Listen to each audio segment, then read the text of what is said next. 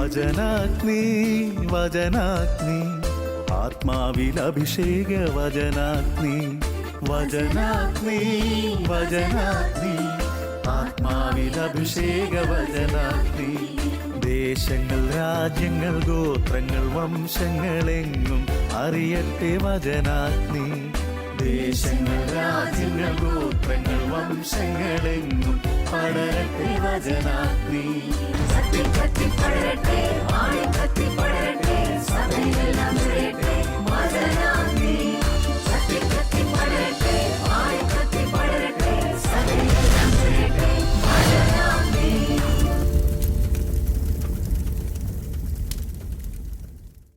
ഈശോയിൽ സ്നേഹിക്കപ്പെടുന്ന ശാലോം പ്രേക്ഷകർക്ക് വചനാഗ്നി ശുശ്രൂഷയിലേക്ക് ഈശോയുടെ നാമത്തിൽ ഹൃദ്യമായ സ്വാഗതം. ദൈവത്തിന് നമുക്ക് നന്ദി പറയാം. ഒരു പുതിയ വർഷത്തിൻ്റെ പുലരി കാണാൻ ഭാഗ്യം ലഭിച്ചവരാണ് നമ്മൾ. ഓരോ പ്രഭാതത്തിലും പുതിയ സ്നേഹം തരുന്ന ദൈവം ഈ 2020 പുതുവർഷത്തിൽ തൻ്റെ സ്നേഹം കൊണ്ട് നമ്മളെല്ലാവരെയും പൊതിയട്ടെ എന്ന് ആത്മാർത്ഥമായിട്ട് നമുക്ക് പ്രാർത്ഥിക്കാം.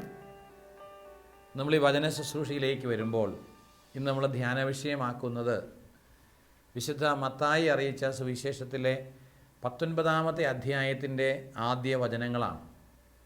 അതുകൊണ്ട് സാധിക്കുന്നവർ നിങ്ങളുടെ കൈവശമുള്ള ബൈബിൾ തുറക്കുകയോ അല്ലെങ്കിൽ മൊബൈലിലോ കമ്പ്യൂട്ടറിലോ ഈ ബൈബിൾ എടുക്കാൻ പറ്റുമെങ്കിൽ അത് എടുത്തുകൊണ്ട് ഈ ശുശ്രൂഷയിൽ പങ്കുചേർന്നാൽ തീർച്ചയായിട്ടും നിങ്ങളുടെ കരങ്ങളും നിങ്ങളുടെ അധരങ്ങളും നിങ്ങളുടെ കാതുകളും നിങ്ങളുടെ ഹൃദയവും എല്ലാം വചനത്തിൻ്റെ അഗ്നിയാൽ ജ്വലിക്കുന്നൊരനുഭവം ഉണ്ടാകും. അതിന് പ്രത്യേകമായിട്ട് നിങ്ങൾ പരിശ്രമിക്കുക. ദൈവത്തിൻ്റെ ആത്മാവ് നമ്മളിൽ നിറയട്ടെ. ദൈവത്തിൻ്റെ ആത്മാവും ജീവനുമാണല്ലോ വചനം.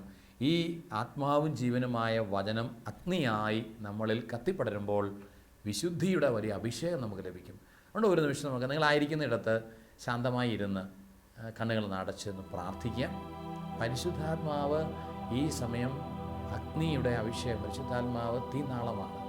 വചനത്തിൻ്റെ അഗ്നിയായി നമ്മളിൽ നമ്മുടെ നിയോഗങ്ങളിൽ വ്യാപരിക്കണം. അങ്ങനെ അത്ഭുതകരമായൊരു ഇടപെടൽ ജീവിതത്തിൽ ഈ സമയത്ത് തന്നെ നമുക്ക് അനുഭവിക്കുവാനിടയാകത്തക്ക വിധത്തിൻ്റെ അഭിഷേകം നിറയാൻ പ്രാർത്ഥിക്കാം. ഈശോയെ നന്ദി. Hallelujah hallelujah. എല്ലാവരും സ്തുതിച്ച് പ്രാർത്ഥിച്ച് ശാന്തമായ ഹൃദയത്തിൽ സ്തുതിച്ച് പ്രാർത്ഥിക്കുക. വചനമുണ്ടെങ്കിൽ ആ വചനം തുറന്നു പിടിച്ച് വചനമാകുന്ന ഈശോയെ കരങ്ങളിൽ പിടിച്ചുകൊണ്ട് അത്ഭുതകരമായ ശക്തി ഈശോയെ നിമിഷങ്ങൾക്ക് തരണമേ എന്ന് പ്രാർത്ഥിക്കാം. Hallelujah hallelujah hallelujah hallelujah. ഈശോയെ ആരാധന ആരാധന ആരാധന. Praise the Lord. ഹല്ലേലൂയ.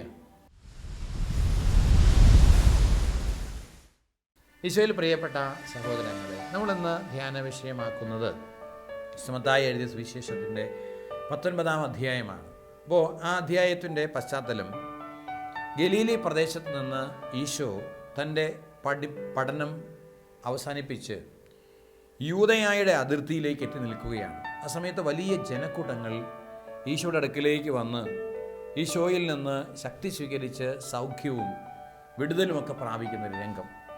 ഈ പശ്ചാത്തലത്തിൽ ഫരിസേയരായ യഹൂദന്മാർ എന്ന് പറഞ്ഞാൽ നിയമത്തിൽ പ്രാവീണ്യം നേടിയിട്ടുള്ള, നിയമത്തെ വ്യാഖ്യാനിക്കുന്ന, നിയമം അനുസരിച്ച് മാത്രം ചിന്തിക്കുന്ന ഒരു വിഭാഗം യഹൂദരാണ്.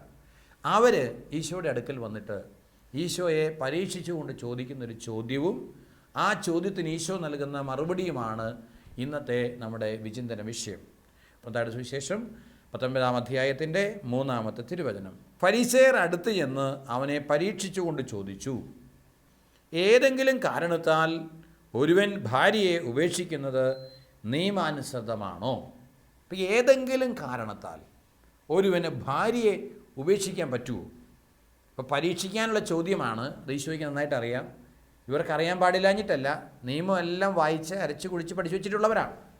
ഈശോ അതിന് മറുപടി പറഞ്ഞു, സ്രഷ്ടാവ് ആദ്യം മുതലേ അവനെ പുരുഷനും സ്ത്രീയുമായി സൃഷ്ടിച്ചുവെന്നും ഈ കാരണത്താൽ പുരുഷൻ പിതാവിനെയും മാതാവിനെയും വിട്ട് ഭാര്യയോട് ചേർന്നിരിക്കും, അവർ ഇരുവരും ഏക ശരീരമായി തീരും എന്ന് അവിടുന്ന് അരുളി ചെയ്തിട്ടുണ്ടെന്നും നിങ്ങൾ വായിച്ചിട്ടില്ലേ? തന്മൂലം പിന്നീടൊരിക്കലും അവർ രണ്ടല്ല ഒറ്റ ശരീരമായിരിക്കും. ആകയാൽ ദൈവം യോജിപ്പിച്ചത് മനുഷ്യൻ വേർപെടുത്താതിരിക്കട്ടെ. അപ്പോൾ ഈശോ ഒരു വലിയ സത്യം അവിടെ അടിവരയിട്ട് പഠിപ്പിക്കുകയാണ്.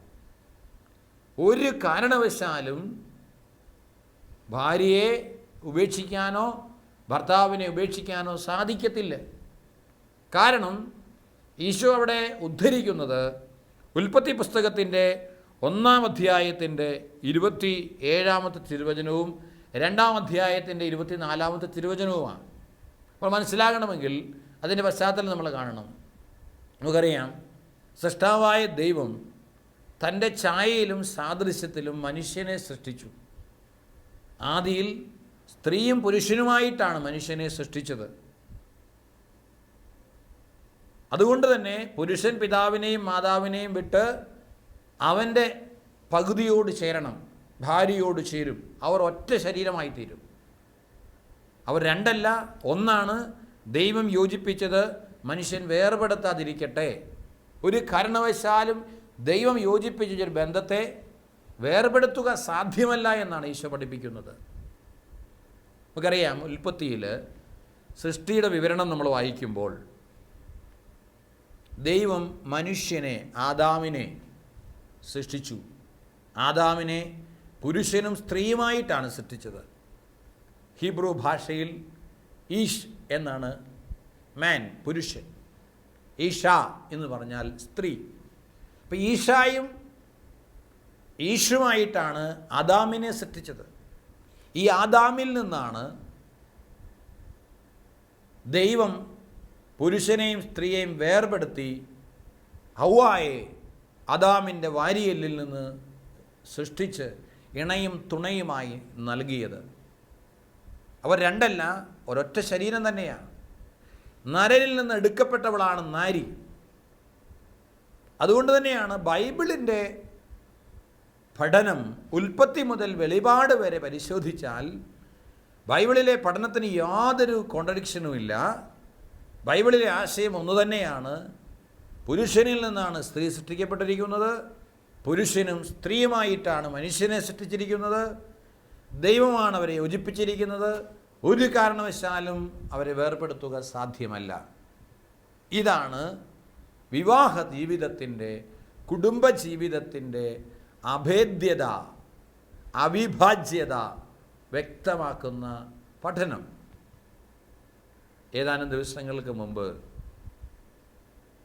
വിവാഹ ജീവിതത്തിൽ ഏതാനും മാസങ്ങൾ മാത്രം ഒരുമിച്ച് ജീവിച്ച് ജീവിത പങ്കാളി വിദേശത്തേക്ക് പോയി ഇപ്പോൾ 2 സ്ഥലത്തായിട്ട് താമസിക്കുന്ന ദമ്പതിമാർ,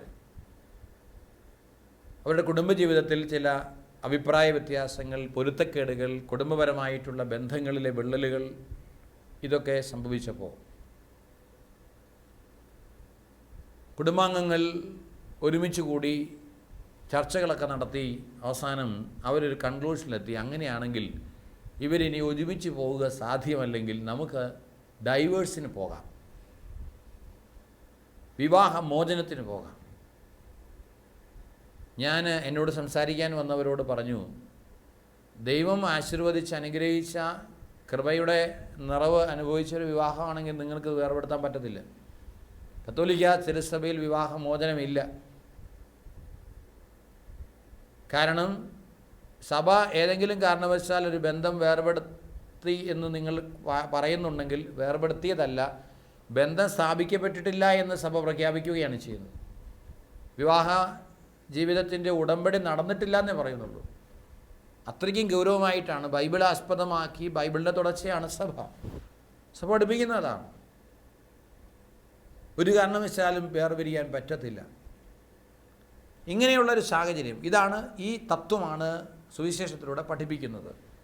എന്നെ കേൾക്കുന്ന സഹോദര സഹോദരി, നീ ഒരുപക്ഷെ വിവാഹ ജീവിതം നയിക്കുന്നവളായിരിക്കാം, അല്ലെങ്കിൽ വിവാഹ ജീവിതത്തിനു വേണ്ടി ഒരുങ്ങുന്നവരായിരിക്കാം. ഏത് കാറ്റഗറിയിൽപ്പെട്ടവരാണെങ്കിലും ഒരു കാര്യം ദൈവവചനം പഠിപ്പിക്കുന്നതിന് മാറ്റമില്ല. തിരുവചനം പഠിപ്പിക്കുന്നു, ഒരു കാരണവശാലും ഭർത്താവിന് ഭാര്യയെയോ ഭാര്യയ്ക്ക് ഭർത്താവിനെയോ ഉപേക്ഷിക്കാനോ ആ ബന്ധം വേർപെടുത്താനോ സാധിക്കില്ല. പിന്നെ ബന്ധം സ്ഥാപിക്കപ്പെട്ടിട്ടില്ല, വിവാഹം കാനൂനികമായി ആശീർവദിക്കപ്പെട്ടിട്ടില്ല എന്ന് തെളിയിച്ചുകൊണ്ട് ഫ്രീ ആകാൻ മാത്രമേ സാധിക്കൂ. ഇതാണ് വചനത്തിൻ്റെ സന്ദേശം. ഇനി തുടർന്നുള്ള വചനം നിങ്ങൾ വായിച്ചു നോക്കിയേ. 7-ാമത്തെ വാക്യം. അവർ അവനോട് ചോദിച്ചു. ഈ ഫരിസേയർ ഈശോയോട് വീണ്ടും ചോദിക്കുകയാണ്. അങ്ങനെയെങ്കിൽ, അപ്പോൾ ആദ്യത്തെ ചോദ്യത്തിന് മറുപടി ഈശോ കൊടുത്തു. അതിനകത്ത് അവർ തൃപ്തരാകാത്തത് കൊണ്ടാണ് അങ്ങനെയെങ്കിൽ ഉപേക്ഷാപത്രം നൽകി ഭാര്യയെ ഉപേക്ഷിക്കാമെന്ന് മോശ വിധിച്ചത് എന്തുകൊണ്ട്? അപ്പോൾ സ്വാഭാവികമായിട്ടും മോശയുടെ നിയമത്തിൽ പറയുന്നുണ്ട് ഉപേക്ഷാപത്രം കൊടുത്ത് ഭാര്യയെ ഉപേക്ഷിക്കാം. നിയമാവർത്തന പുസ്തകം 24-ാമത്തെ അധ്യായത്തിൽ, സാധിക്കുന്നവരെ ബൈബിൾ എടുക്കുക. നിയമാവർത്തന പുസ്തകം 24-ാം അധ്യായം അതിൻ്റെ ആദ്യ വചനങ്ങളിൽ പറയുന്നുണ്ട്, ഒരുവൻ വിവാഹിതനായതിനു ശേഷം ഭാര്യയിൽ എന്തെങ്കിലും തെറ്റ് കണ്ട് അവളോട് ഇഷ്ടമില്ലാതായാൽ ഉപേക്ഷാപത്രം കൊടുത്ത് അവളെ വീട്ടിൽ നിന്ന് പറഞ്ഞയക്കട്ടെ.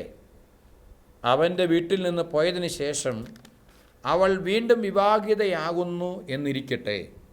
രണ്ടാമത്തെ ഭർത്താവ് അവളെ വെറുത്ത് ഉപേക്ഷാപത്രം കൊടുത്ത് വീട്ടിൽ നിന്ന് പറഞ്ഞയക്കുകയോ അവൻ മരിച്ചു പോവുകയോ ചെയ്താൽ അവളെ ആദ്യം ഉപേക്ഷിച്ച ഭർത്താവിന് അശുദ്ധയായി തീർന്ന അവളെ വീണ്ടും പരിഗ്രഹിച്ചുകൂടാ. അത് കർത്താവിന് നിന്ദ്യമാണ്. ഇപ്പോൾ നമുക്കൊരു സംശയം, സ്വാഭാവികമായിട്ടൊരു കൺഫ്യൂഷനാണ്. നിയമാവർത്തന പുസ്തകത്തിൽ പറഞ്ഞു ഏതെങ്കിലും കാരണത്താൽ ഭർത്താവിന് ഭാര്യയെ ഇഷ്ടമില്ല എന്ന് തോന്നിയാൽ ഉപേക്ഷാപത്രം കൊടുത്ത് ഉപേക്ഷിക്കാം. അവൾ വേറെ കല്യാണം കഴിക്കുവാണെങ്കിൽ കഴിച്ചോട്ടെ. പക്ഷേ അവൻ മരിച്ചു കഴിഞ്ഞാൽ വീണ്ടും പിന്നെ അവൾക്ക് ഇവനെ വിവാഹം കഴിക്കാൻ പറ്റത്തില്ല. ഈ വാക്യത്തിൻ്റെ തുടർച്ചയായി ബൈബിളിൽ അടിക്കുറിപ്പായിട്ട് എഴുതിയിട്ടുണ്ട്. അവൻ പറഞ്ഞു, നിങ്ങളുടെ ഹൃദയ കാഠിന്യ നിമിത്തമാണ് ഭാര്യയെ ഉപേക്ഷിക്കാൻ മോശ നിങ്ങൾക്ക് അനുമതി നൽകിയത്. ആദ്യം മുതലേ അങ്ങനെ ആയിരുന്നില്ല. എന്നാൽ ഞാൻ നിങ്ങളോട് പറയുന്നു, പരസംഗം മൂലമല്ലാതെ മറ്റേതെങ്കിലും കാരണത്താൽ ഭാര്യയെ ഉപേക്ഷിച്ച് മറ്റൊരുവളെ വിവാഹം ചെയ്യുന്നവൻ വ്യഭിചാരം ചെയ്യുന്നു. അപ്പോൾ ഇത് ഈശോ ഈ നിയമാവർത്തന പുസ്തകത്തിലെ വചനത്തിൻ്റെ വിശദീകരണം കൊടുക്കുകയാണ്. കാരണം ആദിയിൽ സ്രഷ്ടാവ് കൊടുത്ത നിയമമനുസരിച്ച് മനുഷ്യൻ ജീവിക്കേണ്ടതായിരുന്നു. എന്നാൽ ജനത്തിൻ്റെ ഹൃദയം കഠിനമായപ്പോൾ, ജീവിതം ദുസ്സഹമായപ്പോൾ മോശ എന്ന വ്യക്തി പ്രവാചകൻ എന്ന നിലയിൽ, നേതാവെന്ന നിലയിൽ കൊടുത്ത ഒരു ഒഴികഴിവാണ്, അനുവാദമാണ് ഈ നിയമാവർത്തന പുസ്തകത്തിൽ പറഞ്ഞിരിക്കുന്നത്. അതുകൊണ്ട് അത് അനാദിയിലെ ദൈവിക നിയമമല്ലത്, അത് മോശ കൊടുത്ത ഒരു ഒഴിവാണ്. അതിനെയല്ല നിയമമായി നിങ്ങൾ വയ്ക്കേണ്ടത്. ദൈവം നൽകിയിരിക്കുന്ന നിയമം പൂർത്തീകരിക്കാൻ വന്നവനാണ് ദൈവപുത്രൻ. നിയമത്തെയും പ്രവാചകന്മാരെയും അസാധുവാക്കാനല്ല, പൂർത്തീകരിക്കാനാണ്.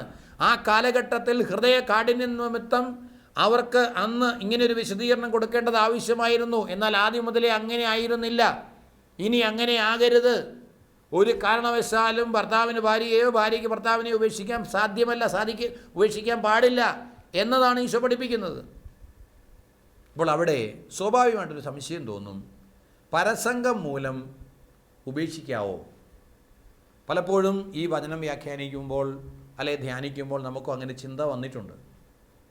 അതായത് പുരുഷന് ഒരു സ്ത്രീ ബന്ധമോ സ്ത്രീക്ക് അല്ലെങ്കിൽ ഭാര്യയ്ക്ക് ഒരു പരപുരുഷ ബന്ധമോ ഉണ്ടായാൽ ഉപേക്ഷിക്കാമെന്ന്. എന്നാൽ ഔദ്യോഗികമായി ഈ വചനം സഭയിൽ നൽകപ്പെട്ടിരിക്കുന്നു. സഭ ഈ വചനം പഠിപ്പിക്കുന്നത് പരസംഗം മൂലം ഭാര്യയെയോ ഭർത്താവിനെയോ ഉപേക്ഷിക്കാം എന്നല്ല. പിന്നെയോ ഈ പരാമർശം ഇവിടെ സൂചിപ്പിക്കുന്നത് വിവാഹ ജീവിതത്തിൻ്റെ വിശുദ്ധിയുടെ മഹത്വം എടുത്തു കാണിക്കാൻ വേണ്ടിയിട്ടാണ്. പരസംഗം ഒരിക്കലും ഉണ്ടാകരുത് എന്ന് സൂചിപ്പിക്കാനായിട്ടാണ്. പരസംഗം മൂലം ഉപേക്ഷിക്കാനാണെങ്കിൽ പഴയ നിയമത്തിൽ നമ്മൾ ഇസ്രായേൽ ജനവും ദൈവവുമായിട്ടുള്ള ബന്ധം കാണുന്നത് എങ്ങനെയാണ്? അതൊരു ഭാര്യ ഭർത്തൃ ബന്ധം പോലെയാണ്. ആ ബന്ധത്തിൽ ഇസ്രായേൽ ജനം അവിശ്വസ്തത കാണിക്കുമ്പോഴും യഹോവയായ ദൈവം അവരെ തേടി വരികയാണ്. അവരെ തള്ളിക്കളയുന്നില്ല. അവർക്ക് ചെറിയ ശിക്ഷണങ്ങൾ നൽകി അവരെ വീണ്ടും തൻ്റെ ദൈവത്വത്തിലേക്ക്, തൻ്റെ കർത്തൃത്വത്തിലേക്ക് മടക്കിക്കൊണ്ടുവരുന്ന ഒരു ദൈവത്തെയാണ് നമ്മൾ പഴയ നിയമത്തിൽ കാണുന്നത്.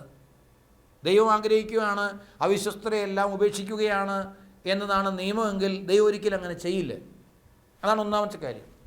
രണ്ടാമത്തെ കാര്യം, ബൈബിളിനെ കാനോനികമായി നമ്മൾ നോക്കുമ്പോൾ ഉൽപ്പത്തി പുസ്തകത്തിലും പുതിയ നിയമത്തിലെ സുവിശേഷങ്ങളിലും തുടർന്ന് പത്രോസ്ലീഹായുടെയും പൗലോസ്ലീഹായുടെയും ലേഖനങ്ങളിലുമെല്ലാം വളരെ വ്യക്തമായിട്ട് പഠിപ്പിക്കുന്നുണ്ട്. തുടർന്നുള്ള അതിൻ്റെ അടിക്കുറിപ്പ് നമ്മൾ വായിച്ചാൽ മനസ്സിലാകും.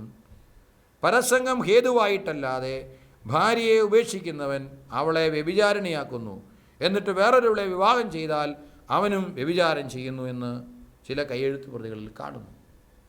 പരസംഗം മൂലം ഉപേക്ഷിക്കണമെന്നല്ല, പരസംഗം ഒരിക്കലും ഉണ്ടാകരുത് എന്നതാണ് വചനത്തിൻ്റെ സന്ദേശം.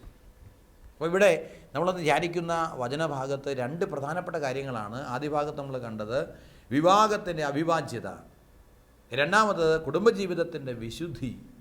അത് നഷ്ടമാകരുത്, അത് വ്യഭിചാരത്തിലേക്ക് നയിക്കപ്പെടരുത്, പരപുരുഷ പരസ്ത്രീ ബന്ധങ്ങളിലേക്ക് പോകരുത്. ഞാനിത് ഈ വചനഭാഗം വായിക്കുമ്പോൾ, ധ്യാനിക്കുമ്പോൾ എൻ്റെ പ്രിയപ്പെട്ട സഹോദരങ്ങളെ, നമ്മുടെയൊക്കെ പ്രാർത്ഥന ഇന്ന് കുടുംബങ്ങൾക്കേറെ ആവശ്യമുണ്ട് എന്നൊരു കാര്യം ഓർമ്മപ്പെടുത്താൻ കൂടി തന്നെയാണ് ഇന്ന് നമ്മൾ ഈ വചനഭാഗം ധ്യാനിക്കുന്നത്. കാരണം നമ്മളിന്ന് പത്രങ്ങളിൽ, സോഷ്യൽ മീഡിയയിൽ കണ്ടുമുട്ടുന്ന അതിദാരുണമായ ഒത്തിരിയേറെ സംഭവങ്ങളുണ്ട്. കുഞ്ഞുങ്ങളെയും ഭർത്താവിനെയും ഉപേക്ഷിച്ച് കാമുകൻ്റെ കൂടെ പോകുന്ന ഭാര്യമാർ, നേരെ തിരിച്ചും ഭാര്യയും കുഞ്ഞുങ്ങളെ ഉപേക്ഷിച്ച് കാമുകിയുടെ പുറകെ പോകുന്നു. ഒരുപക്ഷെ ഈ കാലഘട്ടത്തിൽ മീഡിയ ഇത്രയും ശക്തമായതുകൊണ്ട് ഈ വാർത്തകളൊക്കെ നമ്മുടെ വിരൽത്തുമ്പിലെത്തുകയാണ്. വിവാഹിതയായ വീട്ടമ്മ തന്നേക്കാൾ പ്രായം കുറഞ്ഞ കാമുകനോടുകൂടെ ജലാശയത്തിൽ ആത്മഹത്യ ചെയ്ത് രണ്ടുപേരുടെയും കൈ കെട്ടി ഒരുമിച്ച് രണ്ടുപേരും കൂടെ ആത്മഹത്യ ചെയ്യുന്നതായ രംഗം. തന്നെയുമല്ല, ഇന്ന് കുറേയൊക്കെ വൈദേശിക സംസ്കാരം നമ്മുടെ നാട്ടിലേക്ക് കയറി വന്നപ്പോൾ കുടുംബജീവിതത്തിൽ പല അഡ്ജസ്റ്റ്മെൻറ്റുകൾക്കും തയ്യാറാവുകയാണ്. ഇതൊക്കെ വിദേശത്തൊക്കെ അങ്ങനെയാണ്. ഇപ്പോൾ കുറേ വിദേശത്തൊക്കെ പോയി തിരിച്ചു വരുന്നു, അല്ലെങ്കിൽ വിദേശത്തുള്ളവരുമായിട്ടുള്ള ബന്ധങ്ങളുണ്ട്. അങ്ങനെ ഇതൊക്കെ ഇങ്ങനെയാണ് ഇന്നത്തെ കാലം. ഈ കാലഘട്ടത്തിൽ ഇങ്ങനെയൊക്കെയാണ്, കുറച്ചൊക്കെ അഡ്ജസ്റ്റ് ചെയ്യണം. കുടുംബജീവിതം എന്ന് പറഞ്ഞാൽ അങ്ങനെയൊക്കെയാണ്. അതൊക്കെ കണ്ടില്ല കേട്ടില്ല എന്നൊക്കെ വെക്കണം, സാരമില്ല, അതൊക്കെ ഇങ്ങനെ ഇതിൻ്റെ ഭാഗമാണ് എന്നൊക്കെ ചിന്തിക്കുന്ന ഒരു സംസ്കൃതി നമ്മുടെ നാട്ടിൽ വളർന്നു വരുന്നുണ്ട് എന്നതൊരു വലിയ അപകടമാണ്. പലപ്പോഴും അങ്ങനെ ആളുകൾ പരാമർശിക്കുന്നതും കേൾക്കാനിടയായിട്ടുണ്ട്. അതുകൊണ്ടാണ് വളരെ വേദനയോടുകൂടി ഈ ഒരു വിഷയം ഇന്ന് നമുക്ക് ധ്യാന വിഷയമാക്കാൻ എടുത്തത്. കാരണം വിവാഹ ജീവിതത്തിൻ്റെ വിശുദ്ധിയുടെ പ്രാധാന്യമാണ് അവിടെ കാണിക്കുന്നത്. പരസംഗം മൂലം വിവാഹം മോചിപ്പിക്കാം എന്നല്ല, പരസംഗം ഒരിക്കലും ഉണ്ടാകരുത് എന്ന അർത്ഥത്തിലാണ് ഈ തിരുവചനം സൂചിപ്പിക്കുന്നത്. അത് നമ്മൾ ഇതിൻ്റെ സമാന്തര സുവിശേഷങ്ങളിൽ, മർക്കോസിൻ്റെ സുവിശേഷത്തിൽ 10-ാം അധ്യായത്തിൽ വായിക്കുമ്പോഴും നമുക്ക് മനസ്സിലാകുന്ന കാര്യം അതാണ്. ദൈവം യോജിപ്പിച്ചതാണെങ്കിൽ മനുഷ്യൻ ഒരിക്കലും വേർപെടുത്താതിരിക്കട്ടെ എന്ന അടിസ്ഥാന പ്രമാണം പറഞ്ഞു കഴിഞ്ഞാൽ പിന്നെ പരസംഗം മൂലമല്ലാതെ ഭാര്യയെ ഉപേക്ഷിക്കുന്നവൻ വ്യഭിചാരം ചെയ്യുന്നു എന്ന് പറഞ്ഞാൽ പരസംഗം മൂലം ഉപേക്ഷിക്കാമെന്ന് പിന്നെ പറയുമോ? ദൈവം യോജിപ്പിച്ചൊരു ബന്ധത്തെ പരസംഗം മൂലം ഉപേക്ഷിക്കാൻ പറ്റത്തില്ല. അവിടെ പരസംഗം ഉണ്ടാകരുതൊരു കാരണവശാലും. അതുകൊണ്ടാണ് വിശുദ്ധ ഗ്രന്ഥത്തിൽ കൈവച്ചുകൊണ്ട് ദമ്പതിമാരെ പ്രതിജ്ഞ എടുത്തിരിക്കുന്നത്, ഇന്നു മുതൽ മരണം വരെ സന്തോഷത്തിലും ദുഃഖത്തിലും സമ്പത്തിലും ദാരിദ്ര്യത്തിലും ആരോഗ്യത്തിലും അനാരോഗ്യത്തിലും പരസ്പര സ്നേഹത്തോടും വിശ്വസ്തയോടും കൂടെ ഏക മനസ്സായി ജീവിച്ചു കൊള്ളാമെന്നുള്ള പ്രതിജ്ഞ. ഇന്ന് നമുക്ക് വാർത്താവിനിമയ സംവിധാനങ്ങളൊക്കെ വർദ്ധമാനമായപ്പോൾ ഒരുപക്ഷെ സ്കൂളിൽ പഠിച്ച കാലത്ത്, കോളേജിൽ പഠിച്ച കാലത്ത് സൗഹൃദത്തിലായിരുന്ന, അല്ലെങ്കിൽ ഒരുപക്ഷെ ഇഷ്ടമായിരുന്ന പല ബന്ധങ്ങളും ഇന്ന് നമ്മുടെ തൊട്ടടുത്തെത്തി നിൽക്കുകയാണ് മീഡിയയിലൂടെ. അപ്പോൾ വിവാഹ ജീവിതത്തിൽ 8-10 വർഷങ്ങളൊക്കെ പിന്നിട്ട് കഴിയുമ്പോൾ ഏതെങ്കിലുമൊക്കെ അഭിപ്രായ വ്യത്യാസങ്ങൾ ഉണ്ടാകുമ്പോൾ ഭർത്താവിൽ നിന്നൊരു അകൽച്ച, ഭാര്യയിൽ നിന്ന് അകൽച്ച, പിന്നെ പഴയ കൂട്ടുകാരനെ തേടി, പഴയ കൂട്ടുകാരിയെ തേടിയുള്ള യാത്രകൾ, ഇതൊക്കെ ഇന്ന് പല കുടുംബങ്ങളെയും തകർക്കുന്നുണ്ട് എന്ന സത്യം തിരിച്ചറിയണം. തന്നെയുമല്ല, ഭാര്യ ഭർത്താക്കന്മാർ ഒരുമിച്ച് ജീവിക്കേണ്ടവരാണ്. ഒരുമിച്ചുള്ള ജീവിതത്തിന് പകരം സാമ്പത്തികമായ ലക്ഷ്യം മാത്രം മുൻനിർത്തിക്കൊണ്ട് ഭർത്താവ് ഒരു സ്ഥലത്തും ഭാര്യ വേറൊരു സ്ഥലത്തുമായി വേർപെട്ട് നിൽക്കുമ്പോൾ സാത്താന് അവസരം നൽകും. പൗലോസ്ലീഹ കൊറിന്തോസുകാർക്ക് എഴുതിയ 1-ാം ലേഖനത്തിൻ്റെ 7-ാമത്തെ അധ്യായം നിങ്ങളൊന്ന് എടുത്ത് അവിടെ വായിച്ചു നോക്കിക്കേ. പൗലോസ്ലീഹ വളരെ വ്യക്തമായി വിവാഹ ജീവിതത്തെക്കുറിച്ച് പ്രതിപാദിക്കുന്ന രംഗമാണത്. അവിടെ കൃത്യമായിട്ട് പറയുന്നുണ്ട്, ഭാര്യ ഭർത്താക്കന്മാർ പരസ്പരമുള്ള ദാമ്പത്യ ധർമ്മം നിറവേറ്റണം. പ്രാർത്ഥനാ ജീവിതത്തിനായി ഇരുവരും തീരുമാനിക്കുന്ന കുറേ കാലത്തേക്കല്ലാതെ പരസ്പരം നൽകേണ്ട അവകാശങ്ങൾ നിഷേധിക്കരുത്. അപ്പോൾ പ്രാർത്ഥനാ ജീവിതത്തിന് വേണ്ടി മാത്രം ഈ അവകാശങ്ങൾ നിഷേധിക്കപ്പെടാവൂ. അതിനുശേഷം ഒന്നിച്ചു ചേരണം. അല്ലാത്ത പക്ഷം നിങ്ങളുടെ സംയമനക്കുറവ് നിമിത്തം പിശാച് നിങ്ങളെ പ്രലോഭിപ്പിക്കും. ഇത് ഒരു ആനുകൂല്യമായിട്ടാണ് ഞാൻ പറയുന്നത്, കൽപ്പനയായിട്ടല്ല. എല്ലാവരും എന്നെപ്പോലെ ആയിരുന്നെങ്കിലെന്ന് ഞാൻ ആശിക്കുന്നു. 7-ാം അധ്യായത്തിൻ്റെ 4 മുതലുള്ള തിരുവചനങ്ങളാണ്. എൻ്റെ പ്രിയപ്പെട്ട സഹോദരങ്ങളെ, ഇത്രയും ഗൗരവത്തോടെയാണ്. ഇതൊരു ആനുകൂല്യമാണ്. പ്രാർത്ഥനാ ജീവിതത്തിന് വേണ്ടി കുറച്ച് ദിവസത്തേക്ക് നിങ്ങൾ വേണമെങ്കിൽ പരസ്പരം കൊടുക്കേണ്ട ധർമ്മങ്ങളിൽ നിന്ന് മാറി നിന്നു. അല്ലാതെ നിങ്ങൾ സാമ്പത്തിക നേട്ടം ഉണ്ടാക്കാൻ വേണ്ടി ജോലിക്ക് വേണ്ടി വർഷങ്ങളോളം മാറി നിൽക്കണം എന്നല്ല വചനം പഠിപ്പിക്കുന്നത്. ഇതൊരു ആനുകൂല്യമായിട്ട് മാത്രമേ അത്രയും കൊടുത്തിട്ടുള്ളൂ. കാരണം നിങ്ങളുടെ സംയമനക്കുറവും നിമിത്തം പിശാച് നിങ്ങളെ പ്രലോഭിപ്പിക്കും. പിശാചിൻ്റെ പ്രലോഭനത്തിൽ വീഴാനുള്ള സാധ്യത വളരെ കൂടുതലാണ്.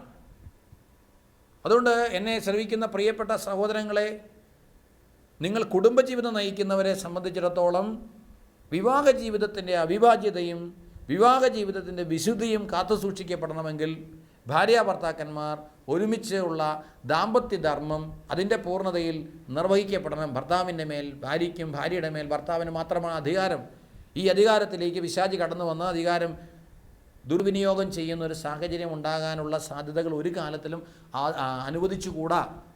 അതാണ് വചനം നമ്മളെ പഠിപ്പിക്കുന്നത്. അതുകൊണ്ട് ഈ നിമിഷം നമ്മൾ ഈ വചനം എല്ലാ കുടുംബങ്ങളിലേക്കും ഒരു അഭിഷേകമായി വ്യാപരിക്കുവാൻ, വിവാഹ ജീവിതത്തിൻ്റെ കുടുംബത്തിൻ്റെ വിശുദ്ധിക്ക്, കുടുംബത്തിൻ്റെ ഐക്യത്തിന് ഭംഗം വരുന്നതായി യാതൊന്നും കുടുംബങ്ങളിൽ കടന്നു വരാത്ത വിധത്തിലുള്ള ഈശോയുടെ പരിശുദ്ധ നാമത്തിൻ്റെ പരിശുദ്ധ രക്തത്തിൻ്റെ വലിയ സംരക്ഷണം കുടുംബങ്ങളിൽ ഉണ്ടാകാൻ നമുക്ക് ശക്തമായിട്ട് പ്രാർത്ഥിക്കാം. ഈ നിമിഷം നമ്മളെല്ലാവരും ഒരുമിച്ച് പ്രാർത്ഥിക്കുമ്പോൾ ഇതിൻ്റെ അഭിഷേകം ലോകം മുഴുവനിലുമുള്ള എല്ലാ കുടുംബങ്ങളിലേക്കും വ്യാപരിക്കും എന്ന വിശ്വാസത്തോടു കൂടി നിങ്ങൾ കണ്ണുകളടച്ച് കരങ്ങൾ യാചനാപൂർവ്വം തുറന്നു പിടിച്ച് പ്രാർത്ഥിക്കാം.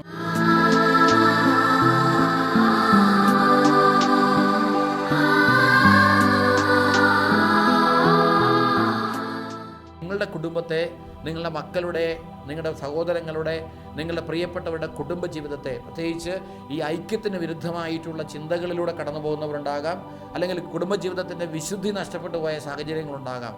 അപ്പം ഈ അഭേദ്യതയും കുടുംബജീവിതത്തിൻ്റെ പരിശുദ്ധിയും അഭംഗുരം കാത്തു സൂക്ഷിക്കപ്പെടണമെന്നുള്ള തിരുവചന സന്ദേശം അത് കുടുംബങ്ങൾ മറന്നു പോകരുത്. ലോകസുഖമോഹങ്ങളുടെ പിന്നാലെ അല്ലെ കാലത്തിനകത്തുള്ള ഒഴുക്കിൻ്റെ പിന്നാലെ പോകുമ്പോൾ ദൈവത്തെയും ദൈവവചനത്തെയും മറന്നുള്ളൊരു ജീവിതം അത് നാശത്തിലേക്കും തലമുറകളുടെ തകർച്ചയിലേക്കുമാണ് സമൂഹത്തെ നയിക്കുന്നതെന്ന ബോധ്യത്തോടു കൂടി ആത്മാർത്ഥമായിട്ട് ദൈവമേ നിൻ്റെ പരിശുദ്ധാത്മാവ് നൽകുന്ന സ്നേഹവും പരിശുദ്ധാത്മാവ് നൽകുന്ന ഐക്യവും പരിശുദ്ധാത്മാവ് നൽകുന്ന വിശുദ്ധിയും എല്ലാ കുടുംബങ്ങളിൽ നിറയണമേ എന്ന് പ്രാർത്ഥിച്ചുകൊണ്ട് കരങ്ങൾ തുറന്ന് കണ്ണുകൾ അടച്ച് ശക്തമായിട്ട് സ്തുതിച്ച് പ്രാർത്ഥിക്കാം. Hallelujah, hallelujah, hallelujah, hallelujah, hallelujah, hallelujah. ഈശോയെ നന്ദി, ഈശോയെ സ്തുതി, ഈശോയെ ആരാധന. എല്ലാ കുടുംബങ്ങളെയും ഞങ്ങൾ സമർപ്പിച്ച് പ്രാർത്ഥിക്കുന്നു. പ്രത്യേകിച്ച് ഏതെങ്കിലും വിധത്തിലുള്ള അഭിപ്രായ ഭിന്നത അനുഭവിക്കുന്ന കുടുംബങ്ങളുണ്ടെങ്കിൽ, ദാമ്പത്യ അവിശ്വസ്തത പുലർത്തി ജീവിച്ചുപോയ സാഹചര്യങ്ങളുണ്ടെങ്കിൽ അനുതാപത്തോടെ, പാപബോധത്തോടെ, പശ്ചാത്താപത്തോടെ മനസാന്തരപ്പെട്ട് തിരിച്ചു വരുവാൻ ഒരു കുടുംബം, ഒരു ദേവാലയത്തിൻ്റെ പരിശുദ്ധിയോടുകൂടി ഒരു മനമായി, ഒരു സ്വരമായി, ഒരു ഹൃദയമായി ജീവിക്കപ്പെടേണ്ടതാണെന്നുള്ള ബോധ്യത്തിലേക്ക് എല്ലാവരും കടന്നു വരുവാൻ, കുടുംബം തകരാനുള്ള സാധ്യതകളും സാഹചര്യങ്ങളുമെല്ലാം ഈശോയുടെ നാമത്തിൽ മാറ്റപ്പെടുവാൻ തക്കവ നമ്മുടെ ശക്തമായ പരിശുദ്ധാത്മ അഭിഷേകം കുടുംബങ്ങളുടെ മേൽ വ്യാപരിക്കുവാൻ ആഗ്രഹിച്ചുകൊണ്ട് സ്തുതിച്ച് പ്രാർത്ഥിക്കുന്നു. Hallelujah, hallelujah, hallelujah, hallelujah, hallelujah, hallelujah, hallelujah, hallelujah. ഈശോയെ നന്ദി, ഈശോയെ സ്തുതി, ഈശോയെ ആരാധന, ആരാധന, ആരാധന, ആരാധന, ആരാധന, ആരാധന, ആരാധന, ആരാധന, ആരാധന.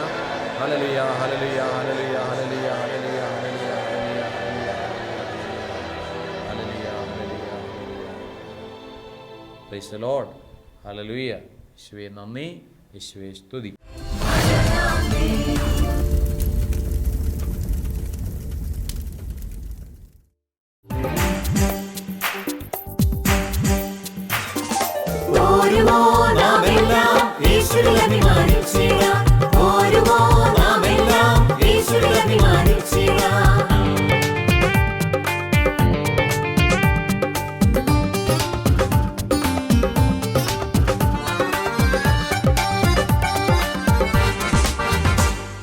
നമ്മുടെ നാഥൻ ഒലിവുമലയിൽ അന്ന് നൽകിയ മിഷൻ ദൂത് തലമുറ തലമുറ കൈമാറി എടാതെ നാഥ ഞങ്ങൾ